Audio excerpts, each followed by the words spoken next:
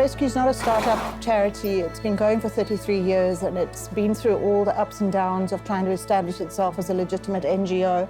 Extremely difficult in South Africa because the funding is so limited. We've experienced all the challenges you can imagine with regards to funding, staffing, trying to get things regulated in the NGO sector. It's really very challenging. But we've come through that and I think we've done really well. Our main mandate and focus is to run a fully equipped welfare hospital and to run mobile clinics. So the mobile clinics are critical because they take the welfare services to those communities that need it the most. And those are the most indigent communities. So we're talking about the really, really poor informal settlement areas, the ones that get flooded out in winter and the ones that have absolutely no resource to get to a veterinary clinic. Those are the ones these are the people that will walk for kilometers with an animal that is suffering or sick. The mobile clinic is our key component to the welfare system. So it will pick up animals, it will take them to the hospital, it will facilitate getting them home again. So one tablet is going to be 20 rand. So it's a critical link between a veterinary surgeon and the family who owns the animal.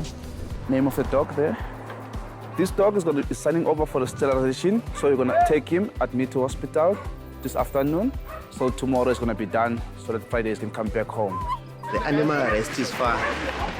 So yeah, it's reliable and every Tuesday they are here on time. Yeah, the most important part is like when we see the young boys with their dogs, like we get a chance to educate them. Like they don't have to fight the dogs around the streets. They don't have to break the dogs.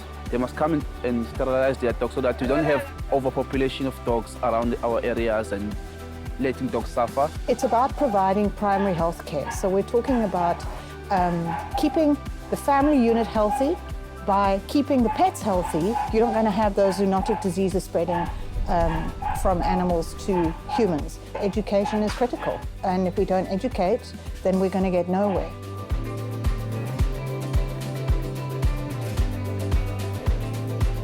Okay, so this is the business end of things. We're about to get started for the day. We have a number of animals here, all from the front clinic. So our animals coming in from the front clinic are generally from more conscientious owners. Animals are coming from owners who choose to have them treated. So we get to see the more interesting stuff from the front clinic. I bring the cat here for sterilization. Hi, man! The public will come to animal rescue and depending on who they are, will receive an account to pay. But it's important to note that while they get an account that states the normal veterinary fee, it also says on there a 90% discount based on the fact that they are they're indigent and they're unemployed or they're pensioner or so on. So they may get 2,000 rands worth of medical care for their pet, but they'll only pay 100 rand. For those people who are walking to a mobile clinic, they don't have a car, so they walk their dog or they carry their cat to a mobile clinic. That sterilization will be done for free, and our fundraising will foot that bill. And that's what animal rescue is all about. All right, yeah, so we're going into our cat ward now. This little guy had a fractured radius and ulna, which I put a pin in, 2 pins, one into radius and ulna last week. And he was ready to go home on Friday last week, and we took him back to the area where he's from, and the owners disappeared. So unfortunately, this guy's looking for a home. As the veterinarian in a welfare environment, my biggest challenge is communication with the owner of the animal. You know, you're dealing with a lot of neglect and abuse over here. You're dealing with people that, quite frankly, shouldn't have pets. Okay, so Tuesday to Thursday, those are our surgery days. So we're very busy on those days in theatre, and on a Friday, we try and empty out the hospital and get them all back home to the communities where they come from. So Fridays is delivery day. Time to go home. I'm tired. Don't you miss your family? Time to go home, Snuggles. Come. Are you gonna see your mother? Come.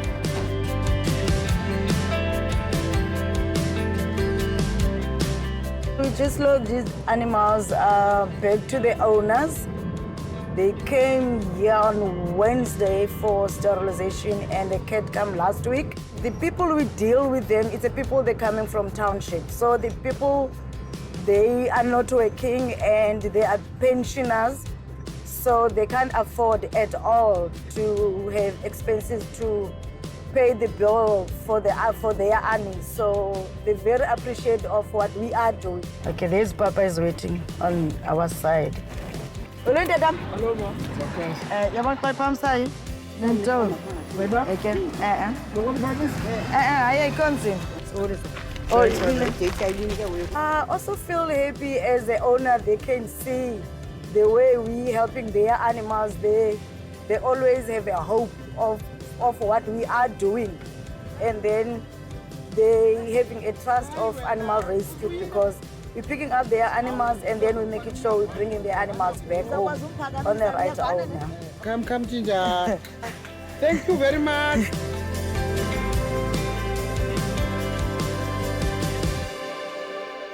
There's a lot of other things that's going on in the country with regards to animal welfare and things that we speak out about.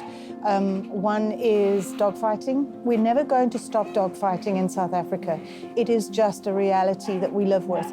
All over the world, dogs are being bred and used for dogfighting. But what we do believe is that we can't sit back and do nothing just simply because we can't stop it. So the only thing that we've come up with as a possible solution is to throw some weight into very targeted education of young kids, particularly young boys, living in communities, going to schools where it is known that dogfighting takes place. And then, of course, there's a donkey issue. We have a massive trade in illegal donkey skins. Donkeys are being illegally slaughtered in barbaric manners all over this country. It came out very publicly in 2018, and there's been amazing attempts to rescue donkeys and to highlight the plight of donkeys in South Africa by organizations like the Karoo Donkey Sanctuary. John O'Sherwin is an advocate for that, does incredible practical work in rescuing donkeys. And then, of course, there's the issue of performing wild animals in circuses, also barbaric, archaic. What are we doing having wild animals in circuses in this country when all over the world people are banning it? But here we are limping along, still unable to get enough buy-in from government to ban this ridiculous practice. Thanks so much. Thank you guys so much for everything. You guys doing such an amazing thing. It is a population crisis. We have boxes of puppies being dropped off in welfare organizations like Animal Rescue. You can build 1,000 shelters. If you haven't got the homes, then it's an absolutely pointless exercise. And who's going to fund those shelters? The Animal Rescue Organisation needs 7 million rand a year to operate. Running mobile clinics is extremely expensive. We need professional staff. We need to keep these vehicles on the road. We need a lot of money to keep the drug cupboard stocked up. There's a lot of expenses that goes into running Animal Rescue.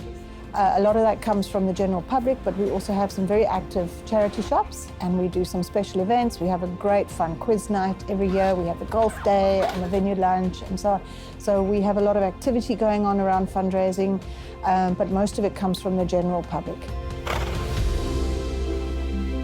We have to put a huge thank you out to everyone who does support the Animal Rescue Organisation and just continue to appeal for your support.